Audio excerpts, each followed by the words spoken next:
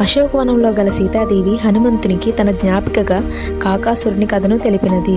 సీతారాములు తపసాశ్రమ వాసులుగా ఉండగా ఒకరోజు దేవేంద్రుని సంతతి అయిన ఒక కాకి సీతాదేవి వక్షమును తన ముక్కుతో పొడిచి రక్త మాంసాలను భుజించవలనని ప్రయత్నించింది. సీతాదేవి ఆ కాకిని అదిలించి తన బాధను దిగమింగుకుని శ్రీరాముని తన ఒడిలో పడుకోబెట్టుకుంది. ఆ కాకి మరలా వచ్చి సీతమ్మను బాధ పెట్టగా శ్రీరాముడు గమనించి కోపించి ఒక దర్భను తీసుకుని దానిని బ్రహ్మాస్త్రంగా అభిమంత్రించి కాకిపై ప్రయోగించాడు. దానితో భయంతో కాకి ముల్లోకాలకు తన నిస్సహాయతను వెలబుచ్చి రక్షించమనగా ఎవరు కాకిని ఆ అస్త్రం నుంచి తప్పించలేరని అశక్తులమని చెప్పగా విశాల హృదయుడైన శ్రీరామునికి అది సాధ్యమని భావించి ఆయన్ని శరణు కోరి పాదాలపై పడింది. రాముడు దయతలచి బ్రహ్మాస్త్రాన్ని ఒకసారి ప్రయోగించిన ఉపసంహరణ సాధ్యం కాదని స్వల్ప శిక్షతో అస్త్రాన్ని శాంతింప చేయవచ్చు అని కాకి కోరిక మీదట కుడికన్ను తొలగించి ప్రమాదం నుంచి రక్షించెను. ఇక్కడి నుండే మనకి చావు తప్పి కన్ను లొట్టబోయింది అనే సామెత వచ్చింది.